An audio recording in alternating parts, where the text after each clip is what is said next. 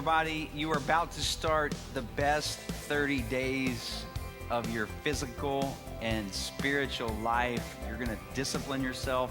You're going to launch off, and in 30 days, you're going to look back and say, wow, that was the best 30 I've had. That's my best 30 ever. And I'm excited to hear your stories about how that happens. But there's one thing we've got to talk about, and that is something has got to change. I'm going to let that sink in just for a second. Something has got to change. Now, I'm sure you've heard the definition of insanity before, and that is that you keep doing the same thing, and you expect something different to happen. You expect different results, but you keep doing the same thing. That's the definition of insanity, and you will be crazy, you'll be whacked. In 30 days, you're gonna look at this over the last 30 days, and if you don't change anything, it's not going to be your best 30. It's going to be the same 30 that you've been living for the last few months and years.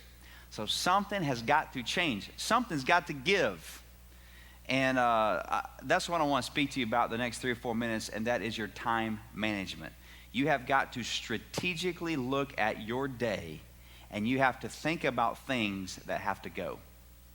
If you want to link together your best spiritual and your best physical 30 days of your life, then something has to go that is in the way.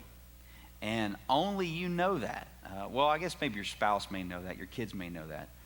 But I can't tell you, you can't do this, you can't do that, because everybody got different things in their life that's wasting their time and taking them away from the great destiny that God has for them. So you need to strategically look at your day and figure out the things that are standing in between you and your best 30 ever.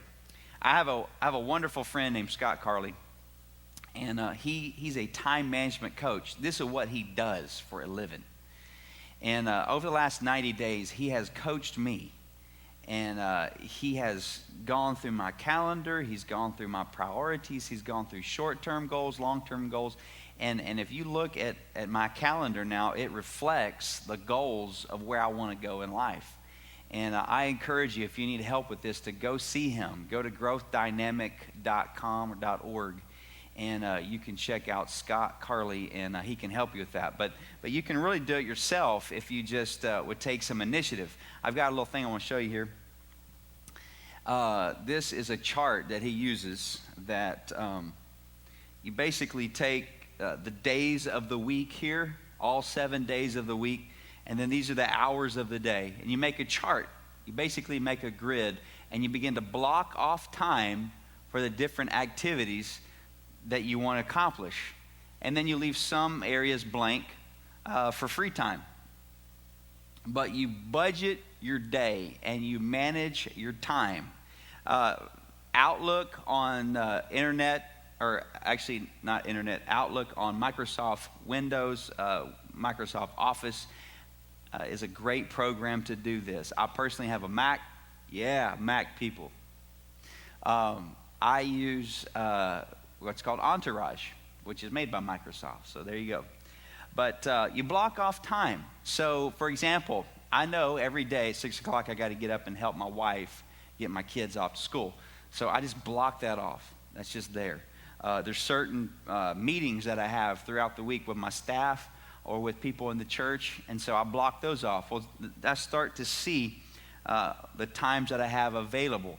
But for you work a full-time job, so there's certain times that you work. Block those off, block off preparing for work.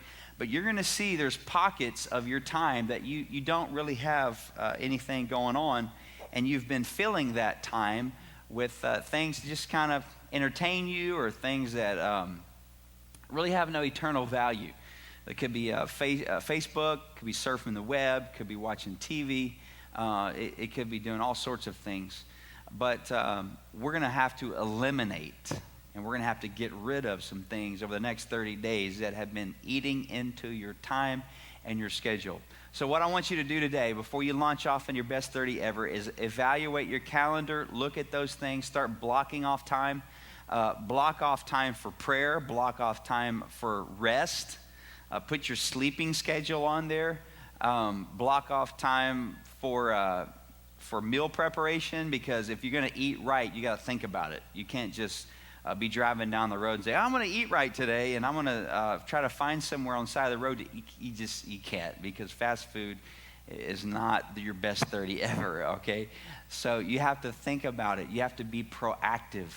Seizing the day can only happen if you've seized the night before and you've prepared for that day. So don't just wake up and think you're going to seize the day if you haven't prepared in advance. Something has got to change. Figure it out. Figure it out now, and let's have your best 30 ever.